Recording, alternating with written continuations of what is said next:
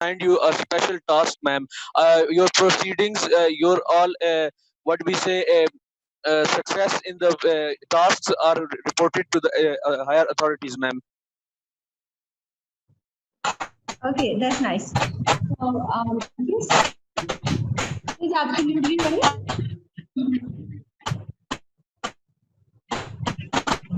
Ma'am, there is lots of voice interception, ma'am. I guess it's all right now. So yes, a report. Well, yes, he is absolutely right in defining a report. तो हम report के बारे में पहले कुछ do's and don'ts देखते हैं, फिर इसका format देखेंगे as usual, and then we'll be working on how to write a report practically. ठीक हो गया?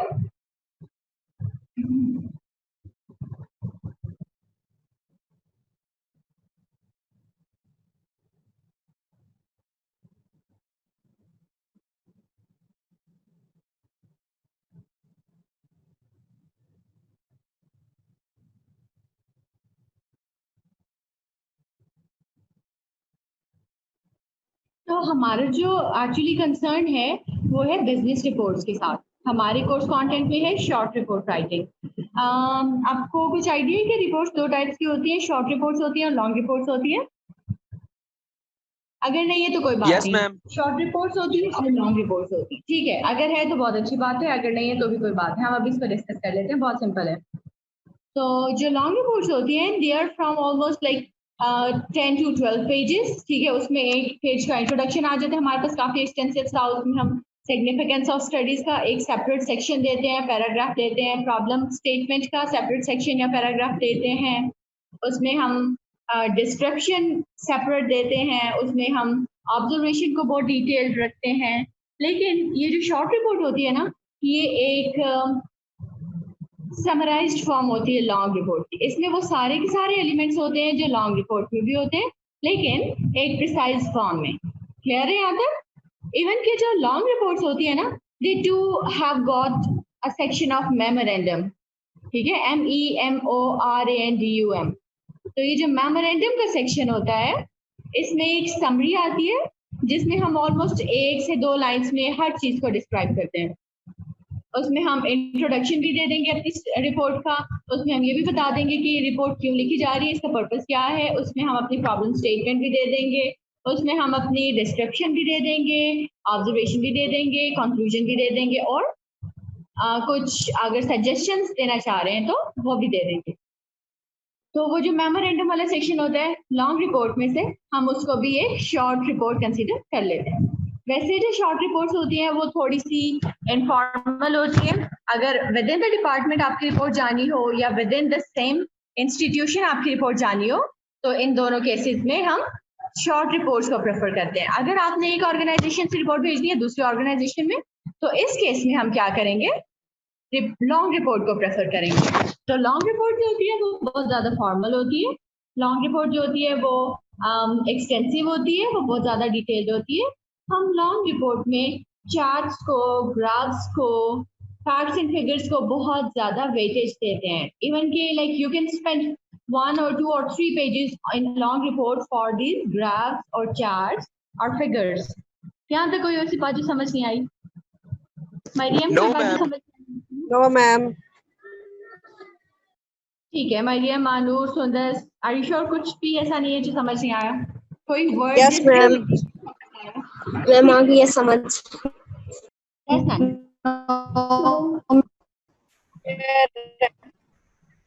No, Sundar, I can't hear you. Please check your internet connection.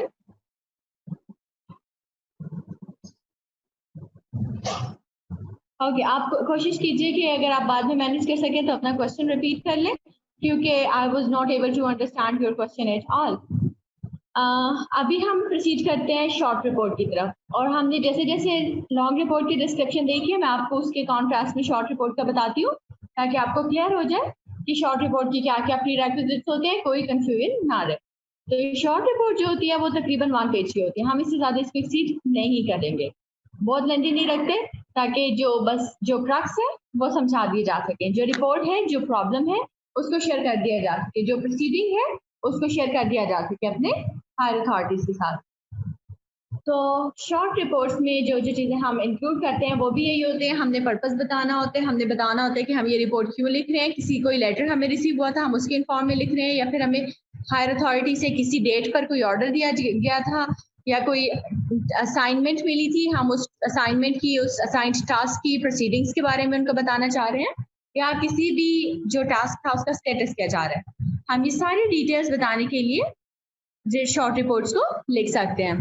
तो शॉर्ट रिपोर्ट्स को जब हम लिख रहे होते हैं तो एक बात माइंड में रखनी है कि उनकी 1 पेज लेंथ होती है, वो शॉर्ट होती है, लेकिन हमने उसमें सब्जेक्ट भी मिसिंग नहीं करना, हमने इंट्रोडक्शन भी मिसिंग नहीं करना, हमने उसमें डिस्क्रिप्शन भी देनी है, हमने उसमें ऑब्जर्वेशन भी देनी है, हमने उसमें रेफरेंस भी देना है, हमने उसमें प्रॉब्लम स्टेटमेंट भी करनी है, हमने उसमें कंक्लूजन भी देना है, हमने उसमें देनी है। जी जी मैम 1 पेज पे तो मैम रिपोर्ट पूरी नहीं आती मैम, एटलीस्ट 3 पेजेस लग जाते हैं मैम शॉर्ट रिपोर्ट के। वेल हो गए 3 पेजेस किसी सूरत नहीं लगते, आपकी हैंड राइटिंग होगी क्योंकि, तो आप उसको 2 पेजेस पर वाइंड अप करने की मैम कोशिश मैंने कर लें। पेपर्स जब दिए थे मैम मेरी 3 पेजेस लगे थे शॉर्ट रिपोर्ट के। इंटरमीडिएट में आप इंटरमीडिएट की यस बात मैम, कर रहे हैं? यस मैम, आई आप एम इंटरमीडिएट टॉकिंग की अबाउट बात द कर रहे हैं? इंटरव्यू।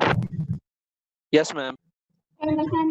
आपको मैं एक असाइनमेंट दूंगी छोटी सी, अगर आप लोगों ने उसको करने की जहमत की, क्योंकि अब आप बड़े हो गए हैं और जो बच्चे बड़े हो जाते हैं तो उनको फोर्स नहीं किया जा सकता किसी चीज के लिए, उनको सिर्फ मोटिवेट किया जा सकता है, जो थैंक मैं यू ऑलरेडी मैम। कर लेती हूँ, लेकिन आप उसको सीरियस नहीं लेते हैं, तो इससे ज्यादा मैं आपको नहीं कुछ कर सकती। मैं आपको डांटते हुए अच्छी लगूंगी? बहुत नहीं ज्यादा। लगूंगी ना? तो प्लीज आप लोग कन्विंस ना करें अपने टीचर्स को कि वो आपको डांटा करें। आप लोगों को जो असाइनमेंट्स दी जाती हैं, जो होमवर्क दिए जाते हैं, उनको अच्छे तरीके से खुद ही कर लिया करें, उसमें टीचर्स का फायदा नहीं है, आपका बेनिफिट है।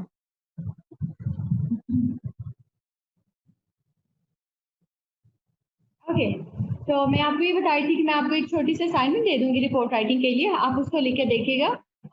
1 पेज आपकी नोटबुक आता है, आपके जो फोल्डर्स का आता है, ऊपर वो पूरी आ जाएगी, नहीं भी आती तो you will be needing half page more, ठीक है। और जो आपकी एग्जाम की शीट्स होती हैं, वो जो आपकी एग्जाम की नोटबुक होती हैं, वो फिर तकरीबन 1 पेज की 2 साइड हो जाएंगी। मैम आपकी ma'am your voice is buffering, sorry, your voice is buffering what's ma'am. The distortion है? मैम आपकी आवाज क्लियर नहीं है, पीछे बहुत शोर। Acha, Sandhya and Alison, by the way, I'm experiencing the same issues from your voices as well. Like, ma'am Alison, my voice आपकी is आवाज में भी distortion आती है। Really ma'am. No, I don't. Yeah, it is, and Sandhya's voice is quite like going slow. So, ma'am मुझे लगता I है think शायद then I conceptual should connectivity से कोई क्या- replace my mouthpiece a bit farther from my mouth. अच्छा, मुझे please ensure करें कि मेरी वॉइस में किसी और स्टूडेंट को कोई इशू फेस करना पड़ रहा है? रिदा, मानूर, मैम अब क्लियर है मैम, इससे संदन, पहले आपकी वॉइस में डिस्टॉर्शन थी। मैम मुझे तो सही आ रही है। मैम अब क्लियर है। फिर आई थिंक कि आपको, अगर आप मोबाइल डेटा यूज़ कर रहे हैं तो आप किसी ऐसी लोकेशन पर बैठे जहाँ सिग्नल्स अच्छे आते हैं, और अगर आप वाईफाई यूज़ कर रही हैं तो उसके लिए सजेशन ये है कि आप वाईफाई से अपनी डिवाइस से नियरेस्ट पोजीशन पर शिफ्ट हो जाए। I guess it will work. अगर आपको 1 से 2 मिनट चाहिए अपनी सेटिंग को शिफ्ट करने में तो मैं आपको दे सकती हूँ। Ma'am I am trying.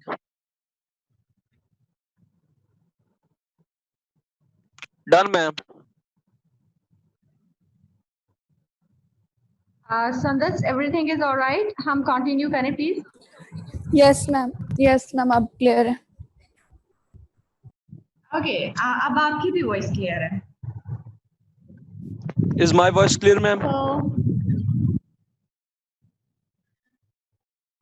It's better. ठीक है, तो मैं आपको ये समझाने की कोशिश करी थी कि मुझे कन्विंस ना करें कि मैं आप लोगों को डांटूं या फिर मैं आपके पेरेंट्स को कॉल करके कहूँ कि आपके बच्चे होमवर्क नहीं करते, पढ़ते नहीं है, तो इसलिए बेटर ऑप्शन ये है कि आप लोग खुद ही पढ़ लिया करें। मैं आपको ज्यादा टाइम पढ़ने के लिए नहीं कहूँगी, हमारी टर्म बहुत जल्दी ओवर हो जाएगी, और उसके बाद ना कोई आपका राइट अप इवैल्यूएट करके देगा आपको, ना फिर आपको कोई और फर्दर गाइडलाइंस दे सकेगा, ठीक है। और मैं ये बिल्कुल भी नहीं चाहती। तो इसलिए बेहतर होता है कि जब तक आपको एक टीचर सब्जेक्ट पढ़ा रहा है, आप उस सब्जेक्ट को अच्छी तरीके से पढ़िए भी और उस फैसिलिटी को अवेल भी करें। Obviously it's a facility. तो अब स्टार्ट करते हैं रिपोर्ट राइटिंग को। हमारे कोर्स कंटेंट में बिजनेस रिपोर्ट राइटिंग आती है एक्चुअली, ठीक है, ताकि आप लोगों को इस बात के लिए अवेयर किया जा सके कि अगर आप कहीं पर बिजनेस कर रहे हैं या फिर जॉब कर रहे हैं तो उस सिचुएशन में, उस सिनेरियो में आपने रिपोर्ट कैसे लिखी होगी। वैसे तकरीबन सारी जो रिपोर्ट्स होती है ना वो बिजनेस रिपोर्ट राइटिंग होती है, except the ones that are pertaining to government sector. जो गवर्नमेंट सेक्टर में, पब्लिक सेक्टर में रिपोर्ट्स आती हैं वो थोड़ी सी डिफरेंट आती हैं। बाकी जो रिपोर्ट्स हैं वो बिजनेस सेक्टर में ही आती हैं और वो इसी फॉर्मेट पर आती हैं, वो इंटरनेशनल एक्सेप्टेबल होती है। तो सबसे इम्पोर्टेंट चीज होती है प्लानिंग, ठीक है। I don't remember the person, but most of the philosophers are of the view that if they have to write something and they have got 1 hour for it, they will better spend 40 minutes in planning and 20 minutes in writing. मैं आपको ये हर किसी कहूँगी कि आप भी अपने paper में 40 मिनट्स जो है वो प्लानिंग पे लगाएं और 20 मिनट्स राइटिंग पे लगाएं, लेकिन एटलीस्ट 10 मिनट्स जो है वो आप प्लानिंग पे लगाएं। और प्लानिंग जो है उसको रिस्ट्रिक्टेड ना रखें अपने माइंड तक। जब भी आप कोई प्लान कर रहे हो आप उसकी स्केचिंग करें, आप उसकी स्केच बनाएं, पेज अपनी नोटबुक के, अपने जो पेपर की बुक है उसके लास्ट पेज पर चले जाएं, वहां पर आप स्केच बनाएं, आउटलाइंस बनाएं। आप बहुत अच्छे तरीके से अपने पेपर को, पूरे पेपर को प्लान कर सकते हैं और उसके बाद आप पेपर स्टार्ट करेंगे तो आपको पेपर करने में कोई मुश्किल नहीं होगी, मोस्ट प्रोबेबली। स्पेशली जब ऐसे राइटिंग और पैराग्राफ राइटिंग की बात आती है तो यहाँ पर प्लानिंग बहुत जरूरी हो जाती है। बाकी में सब्जेक्टिव क्वेश्चंस में प्लानिंग की जरूरत होती है। क्यों जरूरत होती है?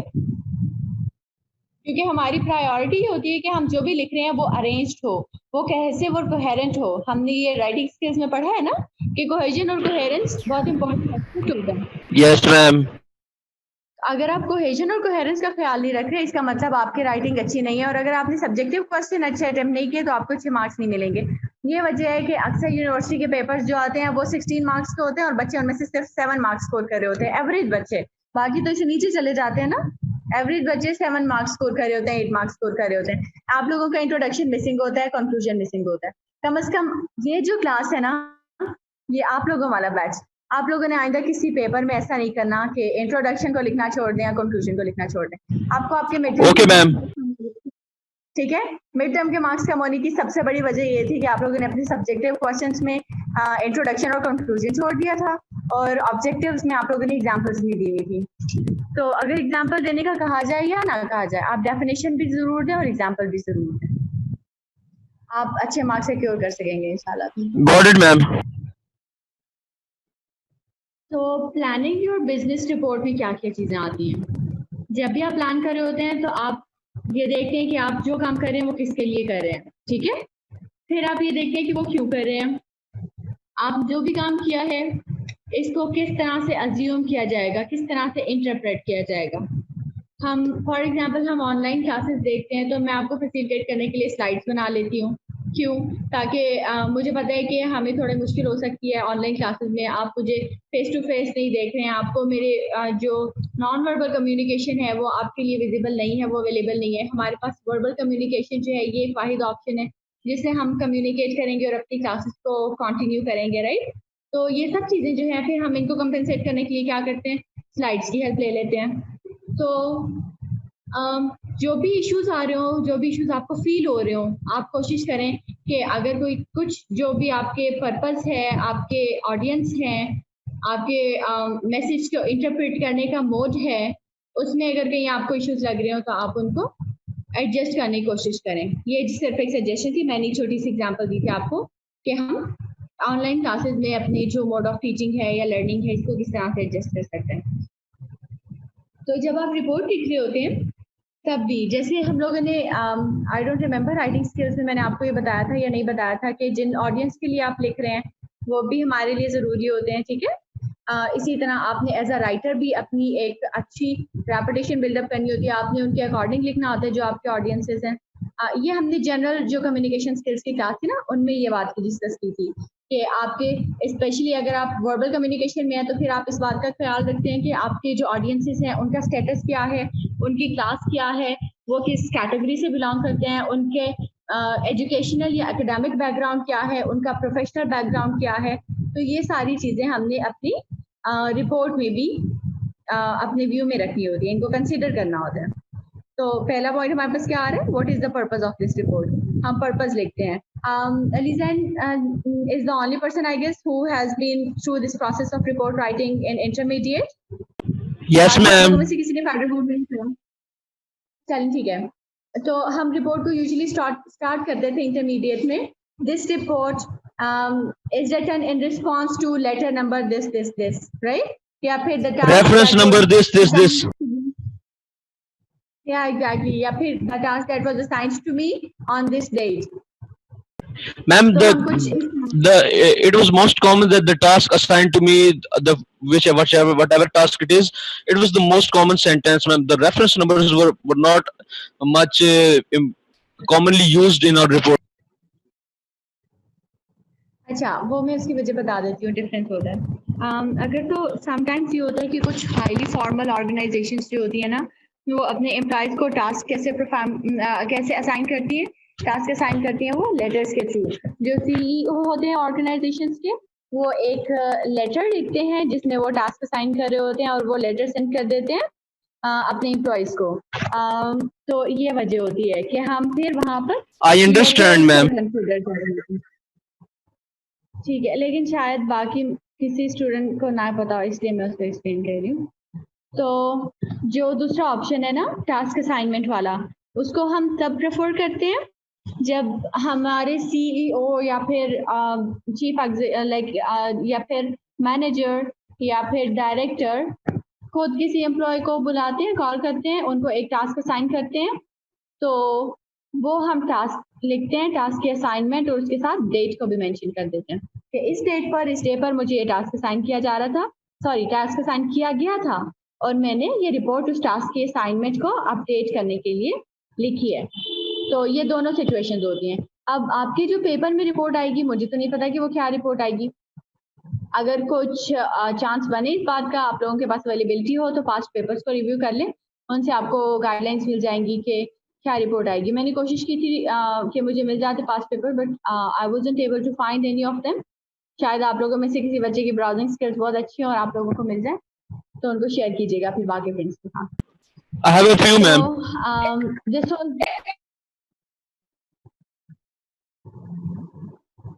This was how we start our report. हम इसको बोलते हैं रेफरेंस, और रेफरेंस हम देते हैं अपनी रिपोर्ट में।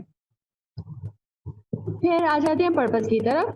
तो पर्पस क्या होता है, आप ये रिपोर्ट क्यों लिख रहे हैं? तो ऑब्वियसली हमारा पर्पस हमारे रेफरेंस में आ जाता है कि हमें एक टास्क असाइन किया गया था, हम उसको अपडेट करने के लिए उसके जो स्टेटस चल रहा है वो कहाँ तक पहुंचा है, जो हम टास्क असाइन किया गया था उसका स्टेटस क्या है, वो कंप्लीट होने वाला है, वो अबाउट टू बी कंप्लीटेड है, वहाँ पर मुझे उसमें कुछ हर्डल्स नजर आ रहे हैं।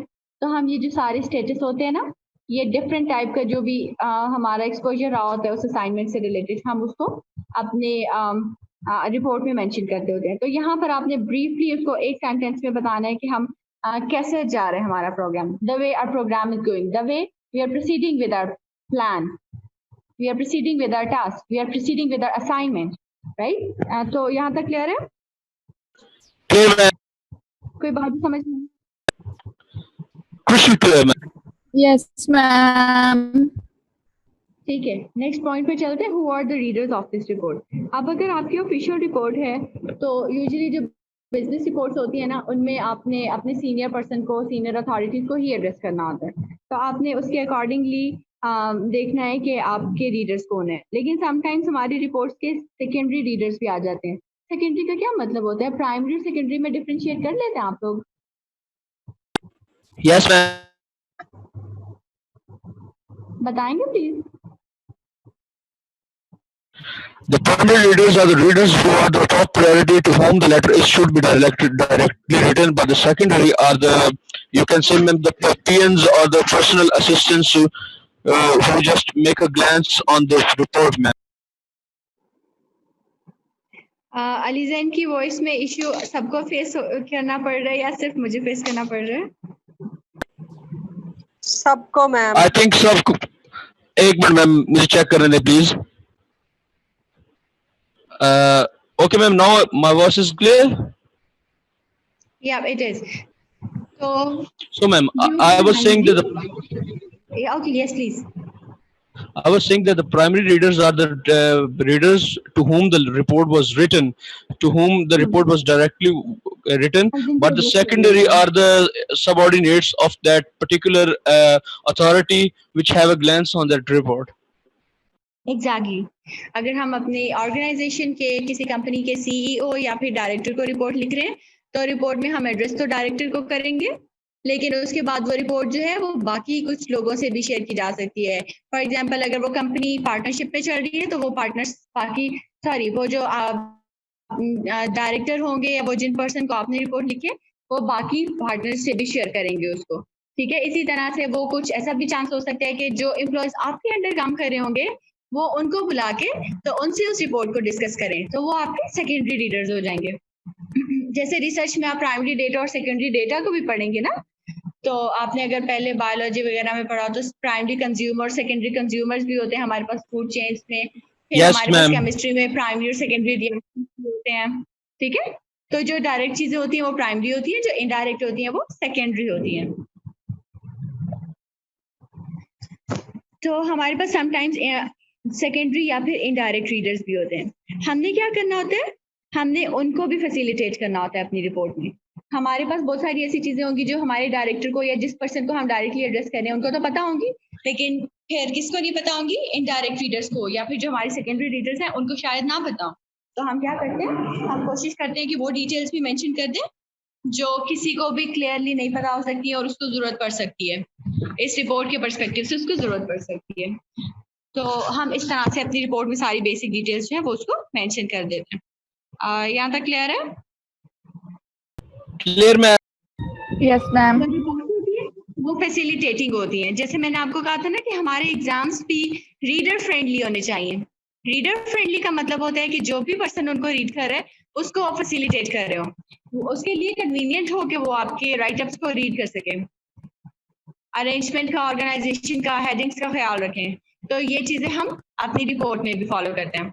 हम कोशिश ये करते हैं रिपोर्ट लिखें, कुछ भी लिखें, ऐसे लिखें, पैराग्राफ लिखें, कुछ भी लिख रहे हो, रीडर फ्रेंडली होना चाहिए. आपके टेक्स्ट बुक्स और आप लोग बचपन में की बुक्स पढ़ते रहे होंगे इंटरमीडिएट तक.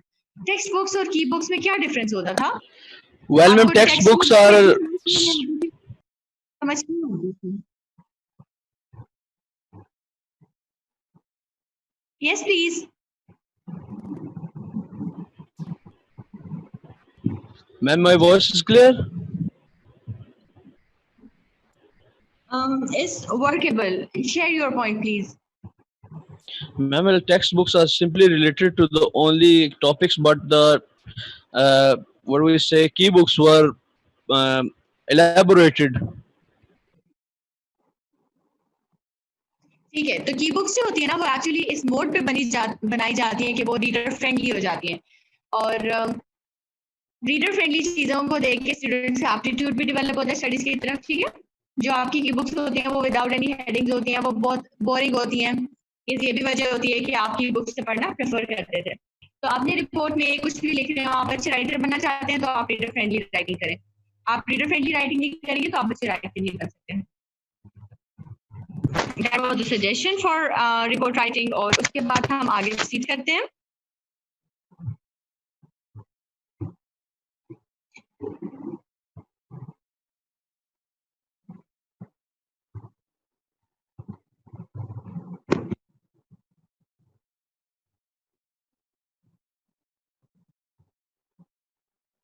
Okay, what are reports' main messages? So, taking into account the information above, think carefully about the main messages you need to convey and therefore what information is required. ठीक है, आपको अपने mind में रखना चाहिए कि आपसे पूछा क्या गया था. आपसे इंक्वायरी क्या की जा रही है, क्या क्या चीजें हैं जो आपके बताने की जरूरत है. जो एक्स्ट्रा चीजें हैं जिनकी जरूरत नहीं है वो ना बताएं और जिनकी जरूरत है वो जरूर बताएं. आप इस वजह से कि लेंथ बहुत ज़्यादा हो जाएगी, इसको प्रायोरिटी ना दें कि मैं इस इंपॉर्टेंट इंफॉर्मेशन को स्किप कर दूं। Ask yourself what are the required pieces of information I need to include. और ये बात आती है कि आपकी कितनी अच्छी जजमेंट है, आप कितना अच्छा ऑर्गेनाइज कर सकते हैं चीज़ों को, आप कितने अच्छे तरीके से प्रायोरिटाइज कर सकते हैं चीज़ों को। तो ये जो प्रायोरिटाइजेशन होती है ना, ये हर चीज़ में इंपॉर्टेंट होती है। रिपोर्ट राइटिंग में भी इंपॉर्टेंट है, आपकी एकेडमिक्स में भी इंपॉर्टेंट है, और आपकी प्रैक्टिकल लाइफ में भी इंपॉर्टेंट है। जब जब आप चीज़ों को प्रायोरिटाइज करने लगते हैं, आपकी ज़िंदगी आसान हो जाती है। मेरे ख्याल से ये this is the most simplest way to make your life simple and you can say easy to go. आप prioritize करें चीज़ों को, you will be going easy with everything. तो यहाँ पर भी आपने कुछ ऐसे ही करना है। जो सारी ढेर सारी इंफॉर्मेशन आपके पास है, बहुत सारी, और आपके डायरेक्टर को भी पता होगा कि आपको बहुत कुछ पता है क्योंकि आप एक पूरे प्रोजेक्ट को हैंडल कर रहे हैं, लेकिन आपने उसको प्रायोरिटाइज करना है, उसको ऑर्गेनाइज करना है। आपने देखना है कि क्या क्या चीज़ आपको रिपोर्ट में ऐड करनी है, क्या क्या चीज़ आपको रिपोर्ट में ऐड नहीं करनी। नेक्स्ट पॉइंट पर स्विच करते हैं। How will the messages be structured? Messages को स्ट्रक्चर कैसे किया जाता है? आप में से कोई बताएगा कि हम मैसेजेस को कैसे स्ट्रक्चर करते हैं? ये बात हमने पैराग्राफ राइटिंग में भी पढ़ी थी। हमारी शायद 10 मिनट्स के बाद मीटिंग ओवर हो जाए, तो आपने न्यू मीटिंग भी ज्वाइन कर लेना। Okay ma'am. यस मैम, जो मैसेज होते हैं मैम, उसमें देखा जाता है कि हम पहले तो ये कि एड्रेस किस कर रहे हैं। If the it is authority, it is a high command post, then more sophisticated, high vocabulary, more formal. And if it's just like you can say a colleague of yours of a same rank, then it will be a bit informal and a bit non-sophisticated and a bit we can say intermediate level of vocabulary will be used. ठीक है। अच्छा, जो reports हमारे पास आती है ना, वो 2 types की होती हैं। You're absolutely right. हम प्रेफरेंस ये रखते हैं कि जनरल जो एक स्ट्रक्चर है वो ऐसा हो कि इंट्रोडक्शन से स्टार्ट करें, फिर सपोर्टिंग डिटेल्स आ रही हो, कुछ कंक्लूजन और सजेशंस आ रहे हो, ठीक हो गया। लेकिन रिपोर्ट राइटिंग में हमारे पास 2 पैटर्न्स को, 2 फॉर्मेट्स को फॉलो किया जा रहा होता है। पहला क्या होता है, या एक उनमें से कह लें कि वो एक होता है इंडक्टिव और एक होता है डिडक्टिव। इंडक्टिव और डिडक्टिव दोनों वर्ड्स जो हैं ये एक दूसरे से अपोजिट है। कोई इनका मीनिंग मुझे बता सकता है अली जैन के अलावा? Abu Bakr, have you got some idea?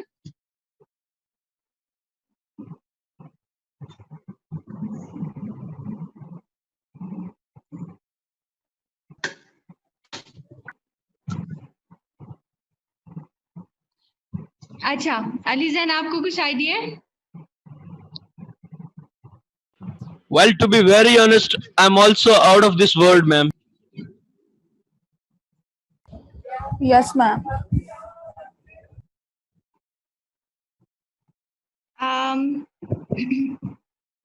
I'm sorry, can you say it again? What? Yes?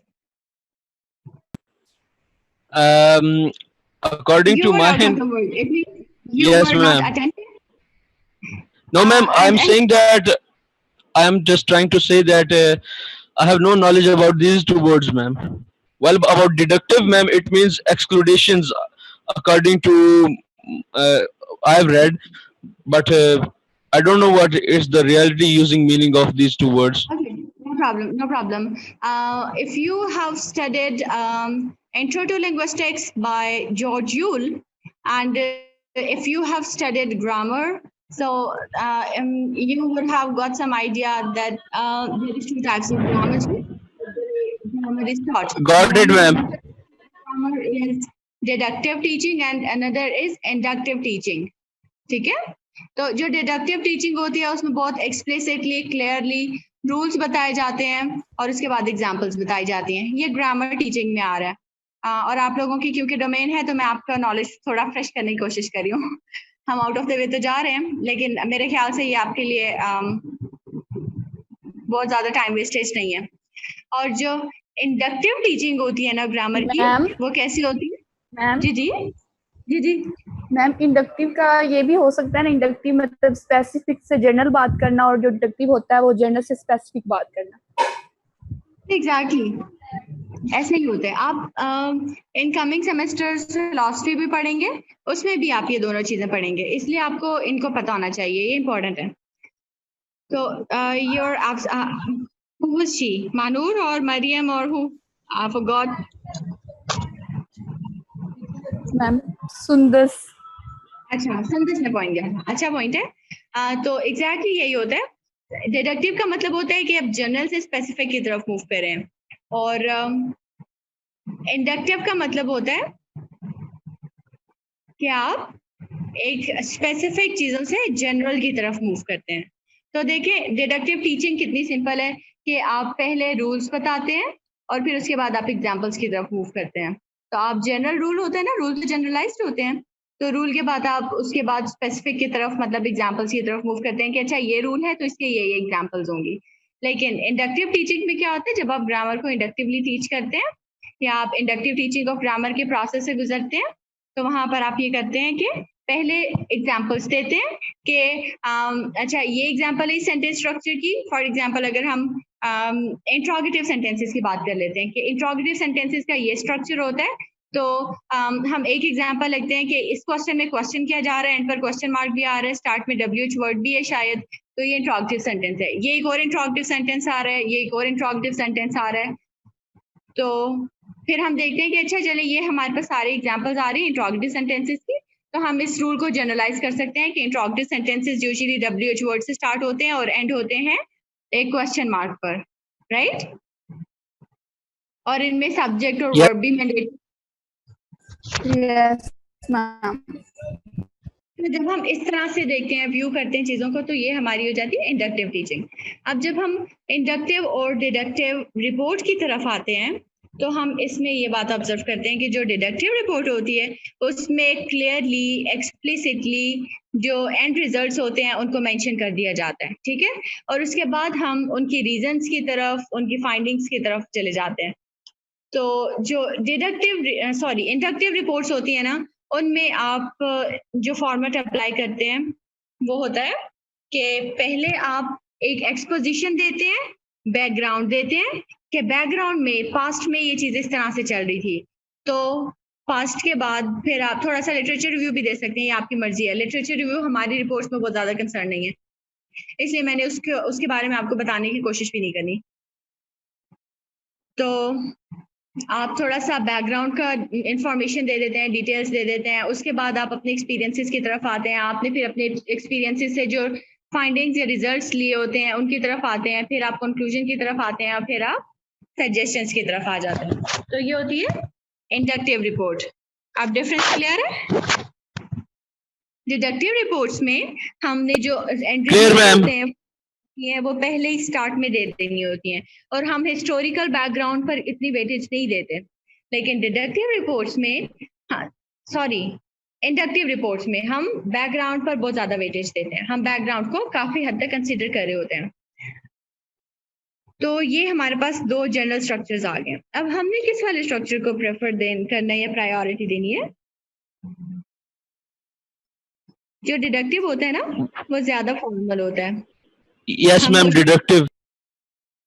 जी, हम कोशिश करेंगे कि हम डिडक्टिव को अप्लाई करें, लेकिन आप इन दोनों के लिए भी बहुत परेशान ना हो। जो मैं आपको फॉर्मल बता दूंगी हम उसको भी अप्लाई कर देंगे, तो that would be good enough to get good marks, ठीक है, टू सिक्योर गुड मार्क्स।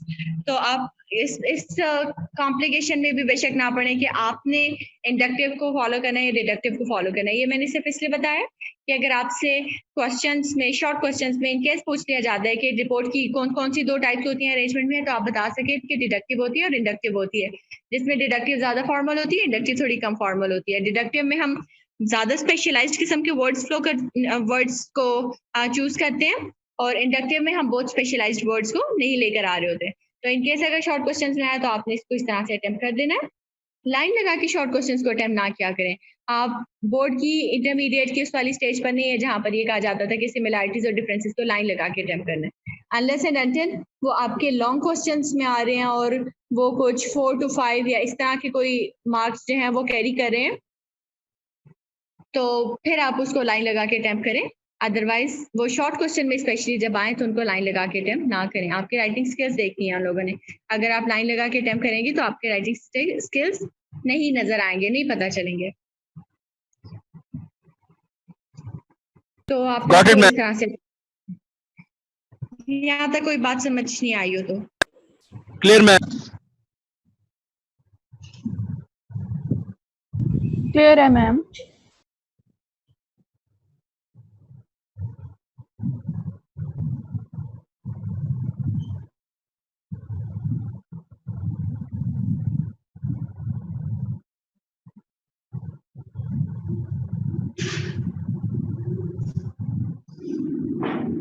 अब देखिए हम ऐसा करते हैं कि हम एक रिपोर्ट की तरफ स्विच करते हैं और फॉर्मेट ऑब्जर्व करेंगे। आई होप कि आपको काफी हद तक क्लियर आइडिया हो जाएगा कि हम रिपोर्ट को कैसे लिखते हैं। आप लोगों ने लेक्चर नोटबुक्स तो रखी होगी, मैं थोड़ा सा फॉर्मेट आपको डिक्टेट करवा दूं तो आप उसको लिख लें प्लीज। सिर्फ पिक्चर पर रिलाई ना करें। Should I start dictating?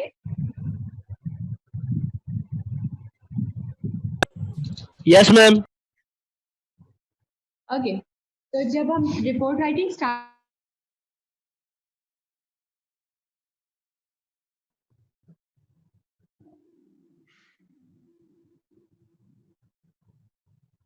Start अगर आपके कोई फ्रेंड बाद में ज्वाइन करें तो प्लीज उनको थोड़ा सा फैसिलिटेट कर दीजिएगा।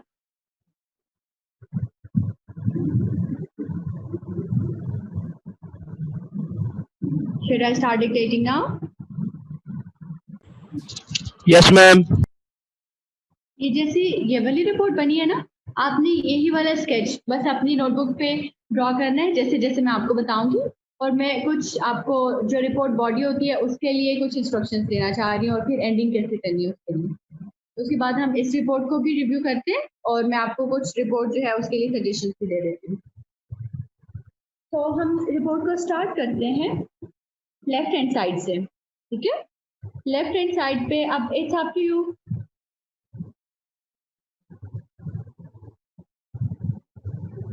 इट्स अप टू यू कि आप यहाँ पर आप 2 लिखें और उसके बाद यहाँ पर आप जो जिसको आप सेंड कर रहे हैं ना अपनी रिपोर्ट, उनका नेम लिख दें, ठीक है। जैसे हम इसमें एप्लीकेशन में कर रहे थे, ठीक है। तो ये बात क्लियर है। यहाँ पर ये जो फर्स्ट लाइन है इस पर आप 2 लिख सकते हैं। Clear, ma'am.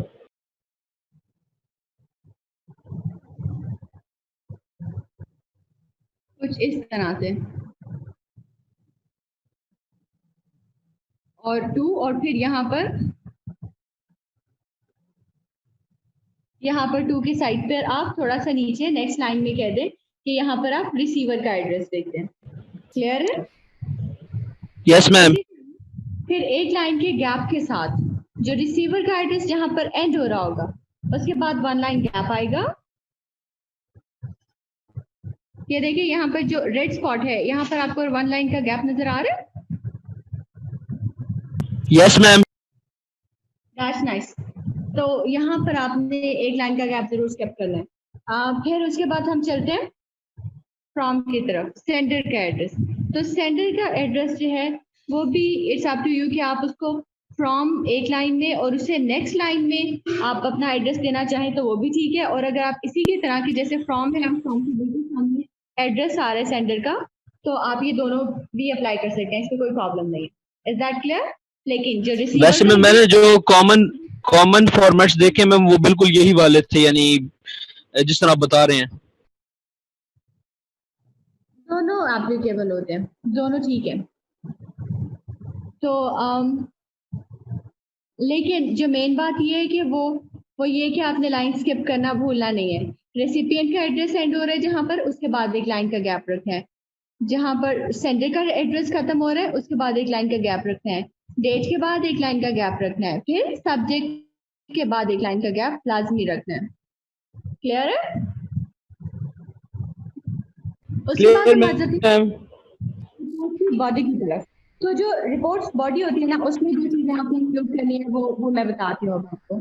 अच्छा, इसमें रेफरेंस चाहिए होते हैं। रेफरेंस के लिए एक पॉइंट मेंशन करें, जो जैसे हम अभी स्टार्ट में डिस्कस कर रहे थे ना कि this report is written in response to letter number this या फिर the task that was assigned to me on this date, ठीक है, या फिर this report has been written in response to the feedback regarding this task that was required from me। कि जो task इस task का जो फीडबैक मुझसे डिमांड किया गया था, मुझसे रिक्वायर्ड था, तो ये रिपोर्ट जो हम लिख रहे हैं ये उसके रिस्पॉन्स। क्लियर है? Clear, ma'am. यहाँ तक कोई बात जो समझ नहीं आई? No, ma'am. Everything is clear. सही।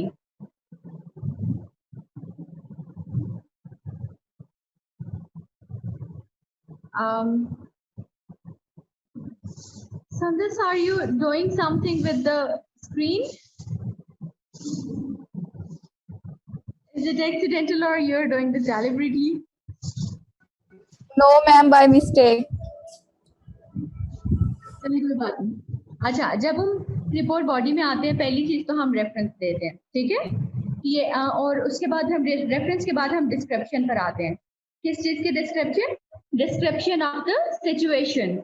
जिस सिचुएशन के बारे में हम रिपोर्ट दे रहे हैं, उस सिचुएशन को डिस्क्राइब करना है हमने, और अच्छे तरीके से डिस्क्राइब करना है। डिस्क्रिप्शन जो होती है वो बहुत ही अनबाइस्ड होती है, वो न्यूट्रल होती है।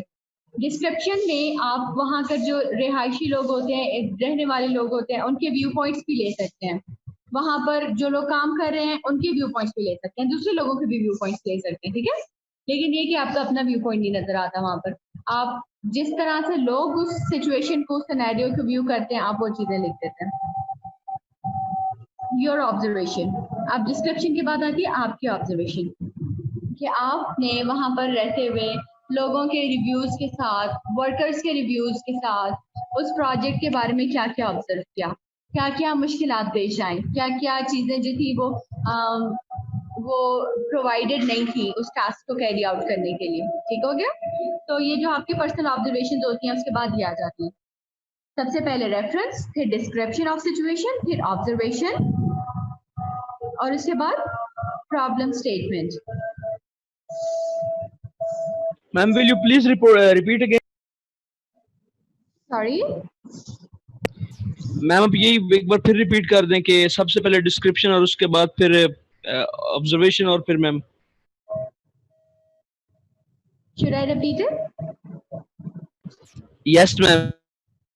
Okay. First of all, reference.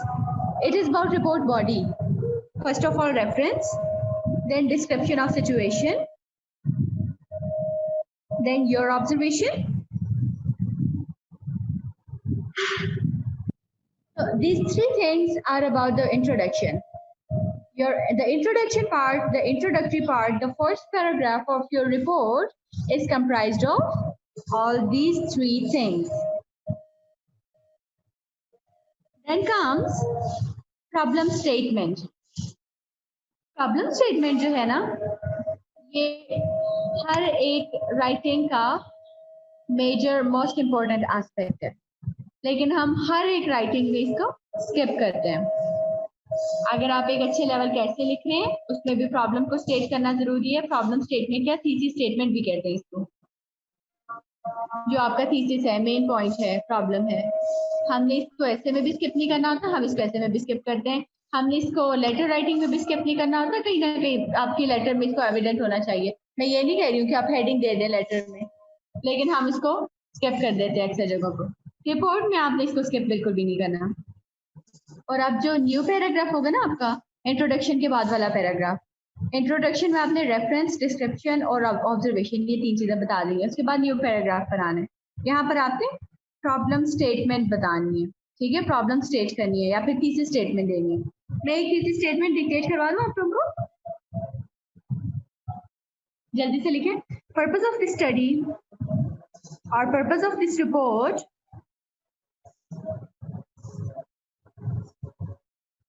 was to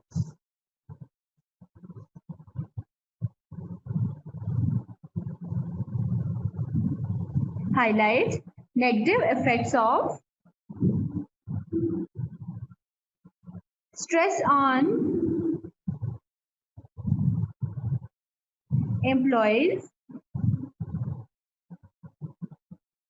and the methods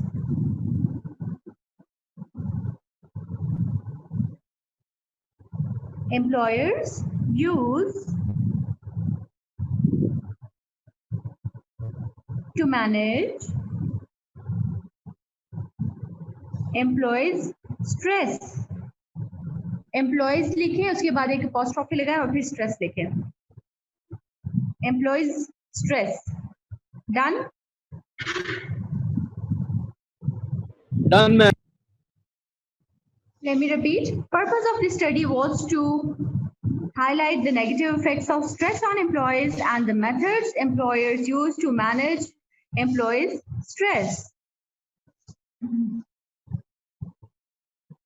तो ये थी हमारी प्रॉब्लम स्टेटमेंट. प्रॉब्लम स्टेटमेंट से ज्यादा ये किसी स्टेटमेंट की जैसी थी, ठीक है आप. लेकिन इसमें जब हम प्रॉब्लम स्टेटमेंट की तरफ आते हैं ना, तो हमने प्रॉब्लम्स और सॉल्यूशंस दोनों चीजों को कंसिडर करना होता है, ठीक है. तो अब यहाँ पर हमारी प्रॉब्लम क्या है कि स्ट्रेस के नेगेटिव इफेक्ट्स होते हैं एम्प्लॉयज पे, और सॉल्यूशन क्या है, एम्प्लॉयर्स नेगेटिव स्ट्रेस जो नेगेटिव इफेक्ट्स है ना स्ट्रेस के, तो उनको मैनेज करते हैं. तो वो कैसे मैनेज करते हैं ये हम इसको ऑब्जर्व करेंगे अपनी रिपोर्ट में. तो जो प्रॉब्लम स्टेटमेंट होती है उसके बाद हम प्रोसीड करते हैं फाइंडिंग्स की तरफ.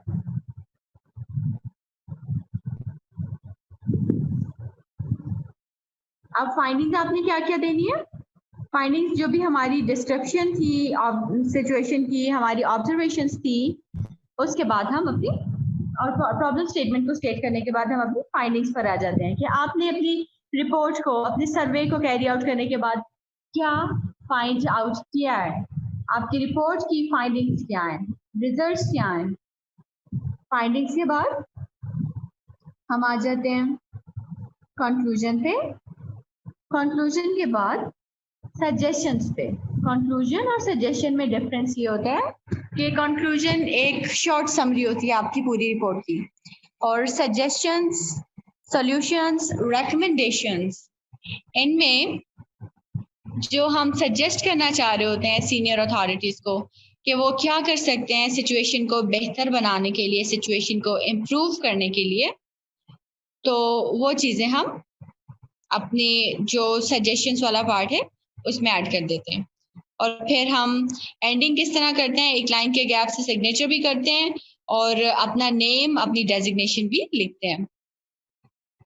कोई बात जो अभी तक समझ नहीं आई? Clear, ma'am. क्लियर है मैम. आपका नेम है, आपकी डेजिग्नेशन है, आपके सिग्नेचर्स हैं, वो भी लेफ्ट हैंड साइड पर ही आएंगे. Yes.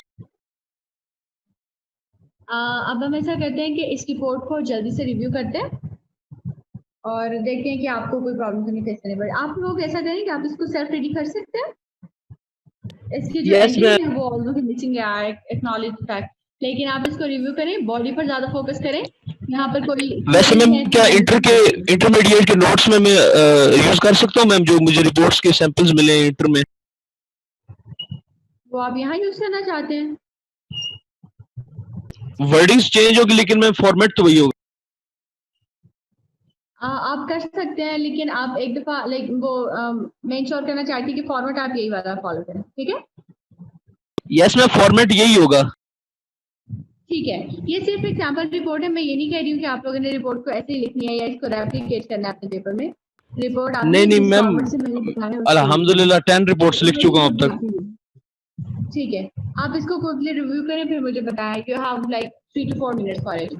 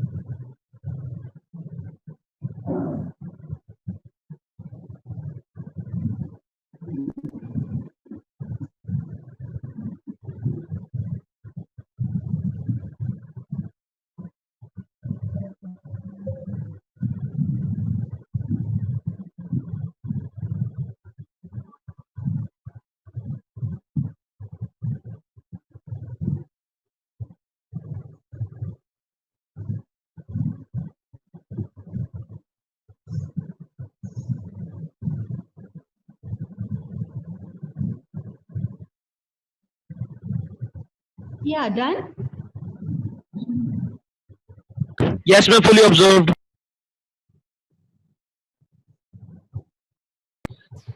अच्छा मैम, ये वाली रिपोर्ट में काफी शॉर्ट है ma'am.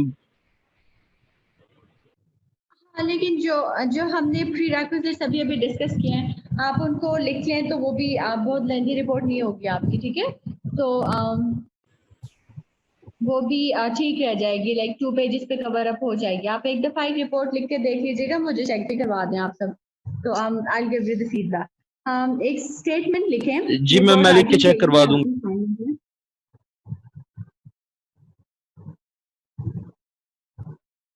Right. Everyone come back, please. Hurry up. Write a feasibility report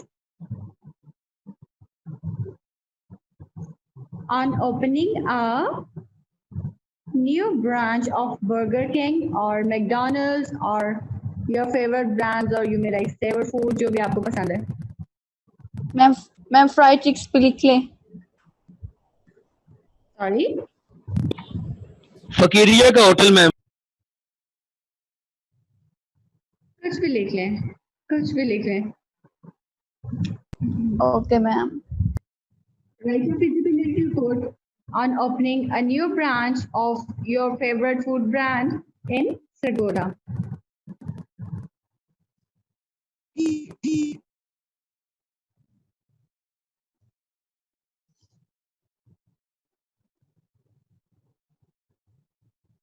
ma'am ये रिपोर्ट किस अथॉरिटी को लिखनी है? हाँ, मैं बता रही हूँ। अच्छा, आपने लिखी है to the manager or CEO or director or human resource officer.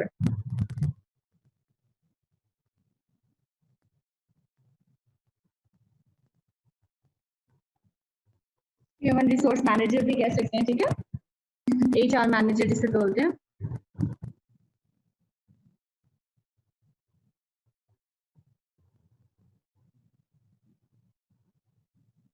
किस डिपार्टमेंट का मैम? आप इनका एड्रेस लिखे। अच्छा, जो आपने टाइटल लिख दिया, इसके नीचे इनका ईमेल एड्रेस भी आता है यूजुअली, तो ईमेल के लिए भी सेक्शन थोड़ा सा खाली छोड़ दें और उसके नीचे लिखें। अब अगर सपोज आप बर्गर किंग के लिए लिख रहे हैं, और तो हमें ये पता है कि उनकी मेन फ्रेंचाइज इस्लामाबाद में होती है, तो हम क्या मेंशन कर देते हैं? Burger king Islamabad. अगर आप किसी और फूड ब्रांड के लिए लिख रहे हैं, आप मैकडॉनल्ड्स के लिए लिख रहे हैं, आप बेशक लाहौर की तरफ लिख दें, बेशक इस्लामाबाद की तरफ लिख दें, या आपको अगर कोई ऐसा ब्रांड है जो किसी एक सिटी में अवेलेबल है सिर्फ, ठीक है, तो आपकी फिर जो मेन ब्रांच होती है आपने उनकी तरफ लिखना है।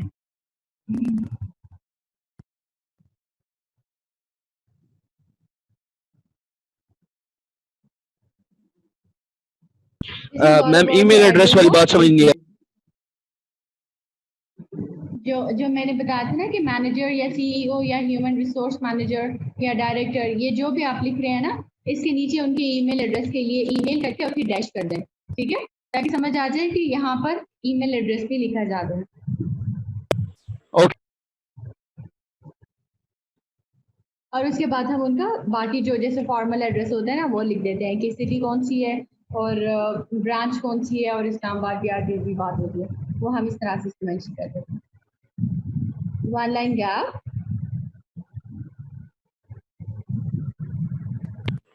Got it.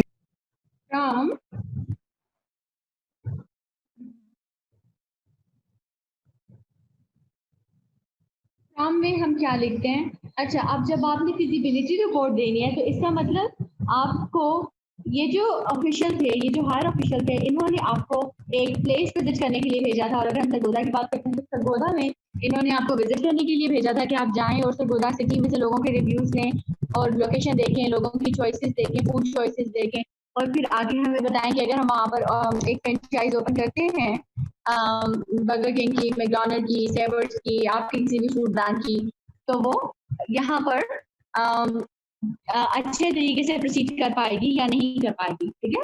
तो आप यूजुअली अगर आप ये टास्क परफॉर्म करें, इसका मतलब या तो आप मैनेजर की पोस्ट पर होंगे या फिर समटाइम्स आप कोई और भी पोस्ट हो सकती है, लेकिन यूजुअली आप मैनेजर की पोस्ट से ही लिखते हैं। अगर तो एनोनिमस हो फिर आप मैनेजर कर लें, और या फिर आप क्या कर सकते हैं, ठीक है, manager is the better option. और अदरवाइज आपको रिपोर्ट में उन्होंने आपकी डेजिग्नेशन बता दी होगी कि आपने इस डेजिग्नेशन से के पर्सपेक्टिव से रिपोर्ट लिखी है।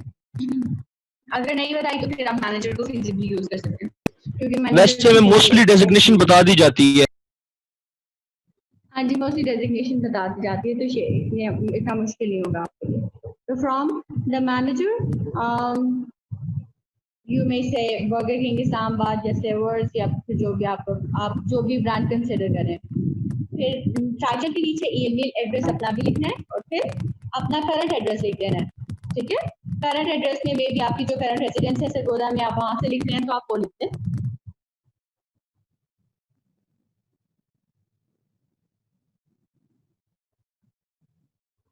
उसके बाद आप सब्जेक्ट की तरफ आते हैं। सब्जेक्ट के बाद जो हमने सारे प्री रिक्विजिट्स डिस्कस किए थे ना रिपोर्ट के, वो मेंशन करते हैं। प्रॉब्लम को मेंशन करते हैं, प्रॉब्लम या थीसिस, और फिर एंडिंग कर देते हैं। अब देखिए, ये तो थी फिजिबिलिटी रिपोर्ट। फिजिबिलिटी रिपोर्ट का मतलब है कि अगर हम एक फ्रेंचाइजी ओपन करना चाहते हैं किसी जगह पर, तो वो कितना फिजिबल रहेगा। अगर हमने सपोज एक फ्रेंचाइज ओपन कर ली होती सरगोदा में मैकडॉनल्ड्स की, और उसके बाद वो सरगोदा में अच्छा नहीं चल रहा होता, ठीक है, और हम ये चेक करना चाहते हैं कि सरगोदा में मैकडॉनल्ड्स जो है वो अच्छा क्यों नहीं चल रहा, जबकि बाकी सिटीज में तो अच्छा जा रहा है, पॉपुलर है, लोग ऑर्डर करते हैं, वहां से ऑर्डर लेते हैं, विजिट करते हैं, सरगोदा में क्यों अच्छा नहीं जा रहा। तो फिर यहाँ पर एक रिपोर्ट कंडक्ट की जा सकती थी, और जिसको हम प्रॉब्लम स्टेटमेंट रिपोर्ट कहते हैं, और उसमें प्रॉब्लम स्टेट करते हैं कि the franchise of McDonald's in Sargodha isn't flourishing. So this report is in order to highlight or bring into limelight the facts that are at work, the reasons that are at work to let the organization, yeah, to let the franchise not succeed, or you can even write the factors are highlighted that are hindering the flourishment of this franchise in this city.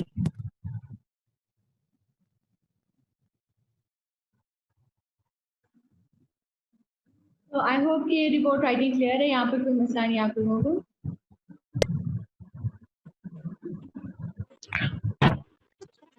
Everything's clear, man.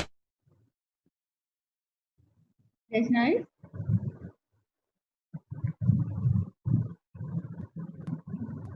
Okay, coming towards social interaction.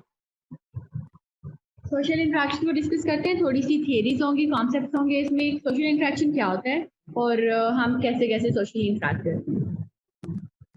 आप लोगों को role taking के बारे में पता है ना? Role taking क्या होती है? कभी Yes, आप ma'am. स्केच परफॉर्म करते हैं तो आप रोल टेकिंग करते हैं ना? तो वैसे ही जब हम रियल लाइफ में परफॉर्म कर रहे होते हैं तभी हम रोल टेकिंग करते हैं। शेक्सपियर क्या कहते हैं? World is a stage, all the world's a stage. Ma'am Shakespeare कहता है कि world is a stage, everyone comes plays role and then goes away. ये मुझे भी पता है कि शेक्सपियर यही कहता है, लेकिन वैसे मुझे लगता है कि नेटवर्क का इशू है, शायद फिर आपकी वॉइस लेट आ रही है, मेरी वॉइस रिस्पॉन्ड लेट हो रही है। Okay, thank you. तो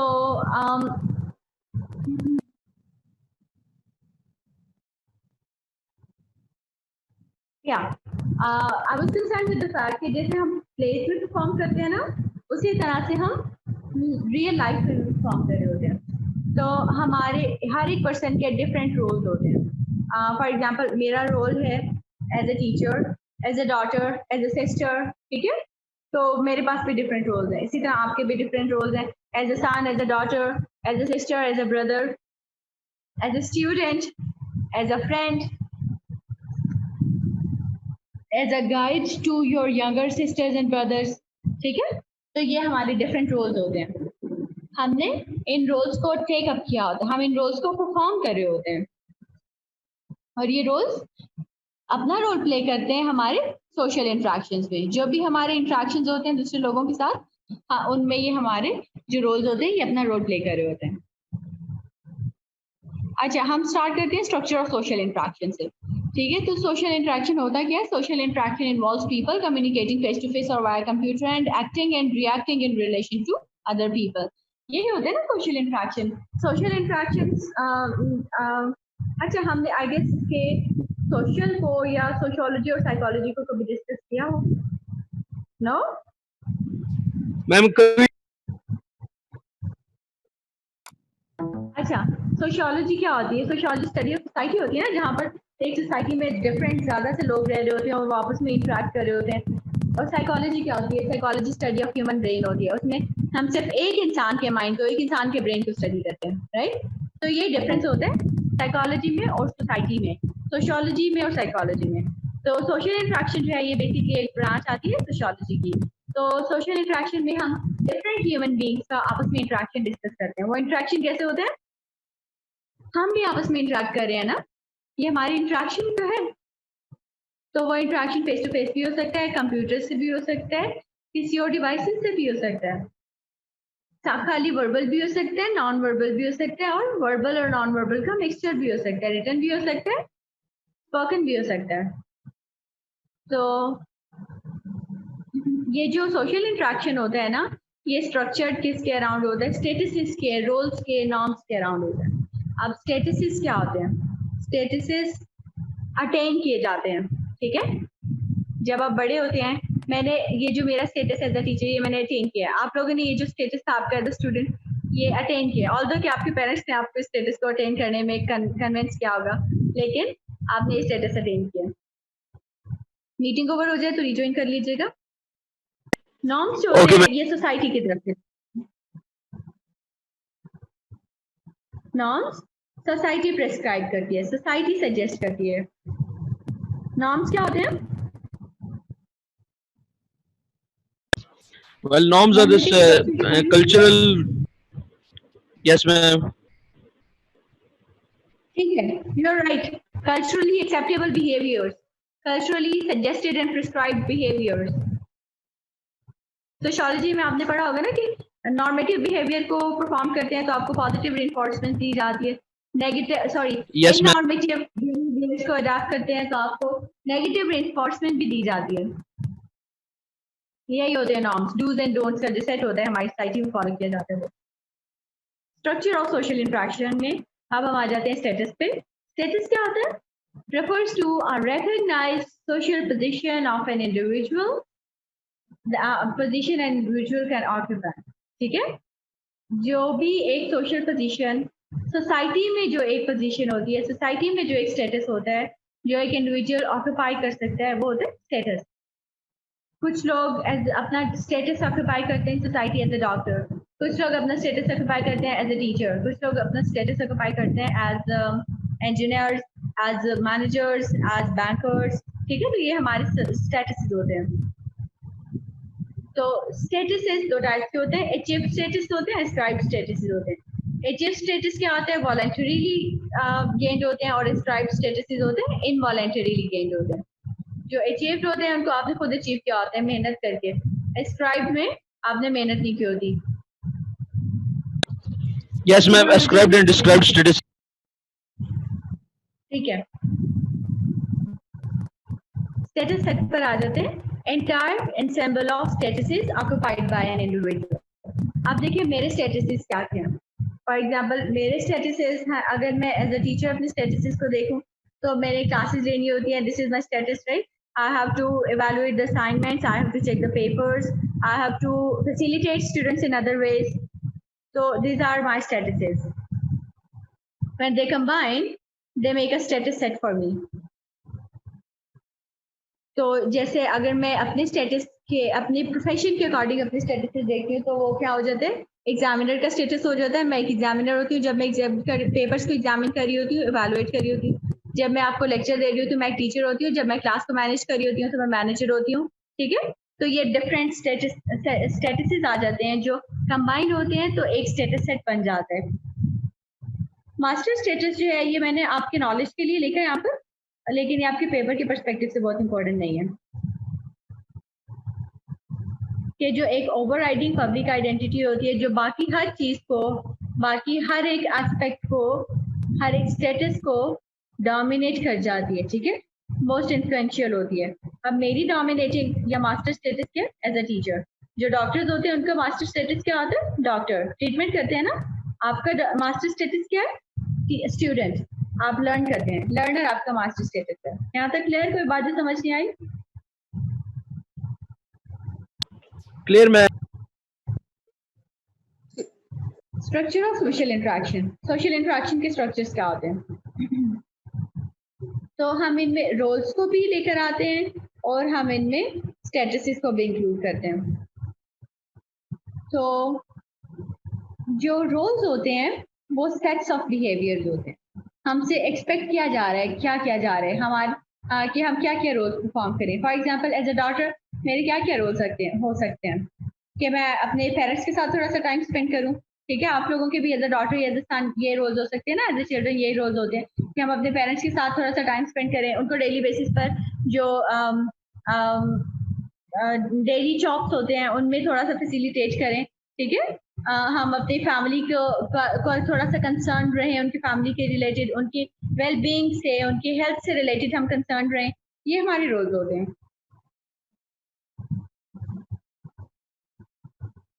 तो होता क्या है कि जब भी कोई स्टेटस ऑक्युपाई करते हैं तो हम रोल्स को परफॉर्म कर रहे होते हैं। आप लोगों में से अगर किसी ने जूडिथ बटलर के बारे में एक वो कोटेशन पढ़ी है कि जेंडर इज परफॉर्मेटिव, ठीक है।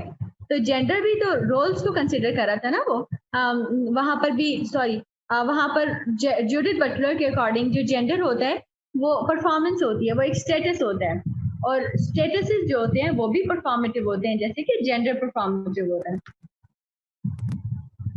तो ये बात समझ आई कि रोल्स और स्टेटसेस में डिफरेंस क्या होता है। जो भी Yes, हमारे ma'am. स्टेटसेस होते हैं, जो भी हमारे स्टेटसेस होते हैं, मैं रिपीट करती हूँ, हमारे स्टेटसेस सोसाइटी में हमारे लिए कुछ एक्सपेक्टेशंस बिल्डअप कर देते हैं। और वो जो लोग हमसे एक्सपेक्ट कर रहे होते हैं कि हम कोई एक्शंस, कोई टास्क परफॉर्म करें, वो हमारे रोल्स बन जाते हैं। जैसे एक टीचर का टास्क क्या होता है, टू टीच। तो मेरा टीचर मेरा स्टेटस है और जो मैं टीचिंग करूंगी वो मेरा रोल है। अब क्लियर है? बीइंग अ डॉटर मेरा स्टेटस है, and being concerned with well-being of my parents, facilitating them in daily jobs, spending some good time with them on daily basis, ये मेरे रोल्स हैं। ठीक हो गया? यहाँ पर कोई कंफ्यूजन तो नहीं है? No, ma'am. जी, मरियम, मृदा, सुंदर, अबू बकर, कोई बात जो मुश्किल हो गई हो, कोई वर्ड जो समझ नहीं आया? नो मैम, सब समझ आ गया।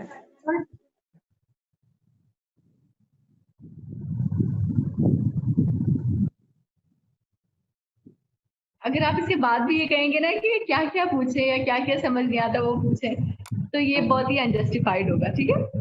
क्योंकि और ये अनजस्टिस किसके साथ होगा, आपके खुद के साथ। तो ये जो सारे रोल्स हमारे साथ अटैच्ड होते हैं, हमारे स्टेटस के साथ अटैच होते हैं, ये एक रोल सेट बना देते हैं। जैसे हमने पिछली स्लाइड में स्टेटस सेट पढ़ा है ना, कि सारे स्टेटस कंबाइन होके एक स्टेटस सेट बना देते हैं। सीधा सारे रोल्स कंबाइन होके एक रोल सेट बना देते हैं। तो स्ट्रक्चर ऑफ सोशल इंटरेक्शन क्या होता है? अब यहाँ पर हम डिस्कस करेंगे नॉर्म्स क्या रोल प्ले करते हैं। सोशल इंटरेक्शन रिक्वायर्स नॉर्म्स और generally accepted ways of doing things, जो हमारी सोसाइटी एक्सेप्ट करती है। हमने स्टार्ट में ये बात तो देख ली थी कि हमारे रोल्स जो होते हैं वो हमारे सोशल इंटरेक्शन को रूल कर रहे होते हैं, हमारे जो स्टेटसेस होते हैं वो सोशल इंटरेक्शन को रूल कर रहे होते हैं, और सोसाइटी के नॉर्म्स हमारे सोशल इंटरेक्शन को रूल कर रहे होते हैं। तो नॉर्म्स जो होते हैं वो दो टाइप्स के होते हैं, प्रेस्क्रिप्टिव होते हैं और ट्रांसक्रिप्टिव होते हैं। अब आप लोगों ने प्रेस्क्रिप्टिव ग्रामर भी पढ़ी होगी और डिस्क्रिप्टिव ग्रामर भी पढ़ी होगी, और लेकिन हम यहाँ पर सिर्फ नॉर्म्स को डिस्कस करते हैं। मेरे ख्याल से जब हम प्रेस्क्रिप्टिव वर्ड को डिस्कस करेंगे तो आपको रिकॉल करने में हेल्प हो जाएगी कि प्रेस्क्रिप्टिव ग्रामर क्या होती थी। तो जो भी एक्सपेक्टेशंस होती है ना, जो रियलिटी में चीजें एग्जिस्ट नहीं करी, सिर्फ हम एक्सपेक्ट कर रहे हैं कि इस तरह से होना चाहिए। जैसे हम लैंग्वेज के स्ट्रक्चर्स को भी रिव्यू करते हैं कि लैंग्वेज के स्ट्रक्चर्स को इस तरह होना चाहिए, ग्रामर को इस तरह आना चाहिए, लैंग्वेज के रूल्स एंड रेगुलेशन इस तरह आना चाहिए। इसी तरह हम जब सोशल इंटरेक्शन को भी सजेस्ट करने लगेंगे कि तो हमारी सोसाइटी में इंटरेक्शन इस तरह की होनी चाहिए, कोई टीचर हैं जो उनका स्टूडेंट के साथ इंटरेक्शन इस तरह का होना चाहिए, तो हम ये तो नहीं कह रहे कि ये जो टीचर्स हैं इनका स्टूडेंट्स के साथ इस तरह का इंटरेक्शन होता है, अगर हम होता है पर आगे फिर तो डिस्क्रिप्शन हो जाएगी ना। हम सजेस्ट कर रहे हैं कि ये इस तरह होना चाहिए, पेरेंट्स का चिल्ड्रन के साथ जो बिहेवियर है वो इस तरह होना चाहिए, एल्डर सिबलिंग्स का यंगर सिबलिंग्स के साथ बिहेवियर इस तरह का होना चाहिए, जो ऑर्गेनाइजेशंस के हेड्स होते हैं, बॉस होते हैं, उनका एम्प्लॉयज के साथ बिहेवियर इस तरह का होना चाहिए। तो ये हो जाती है प्रेस्क्रिप्टिव, जो चीजें सजेस्ट की जा रही हैं। प्रोहिबिट का वर्ड सुना आप लोगों ने? प्रोहिबिट का मतलब होता है रोकना, किसी बात से मना करना। तो जब हम प्रोहिबिट और प्रेस्क्रिप्टिव को कंबाइन करते हैं तो इट बिकम्स प्रोस्क्रिप्टिव। प्रोस्क्रिप्टिव में वो वाली एक्सपेक्टेशंस आ जाती हैं जो नहीं होनी चाहिए। फॉर एग्जाम्पल, अगर हम ये बातें करें कि टीचर्स को ऐसा नहीं होना चाहिए, टीचर्स का स्टूडेंट्स के साथ बिहेवियर ऐसा नहीं होना चाहिए, टीचर्स को हार्श और रूड नहीं होना चाहिए, टीचर्स को स्टूडेंट्स में अनजस्ट नहीं होना चाहिए, टीचर्स को स्टूडेंट्स की तरफ बाइस्ड और अनबाइस्ड नहीं होना चाहिए। तो ये वाली सब चीजें किस में आएंगी? प्रोस्क्रिप्टिव नॉर्म्स में आएंगी। फिर क्या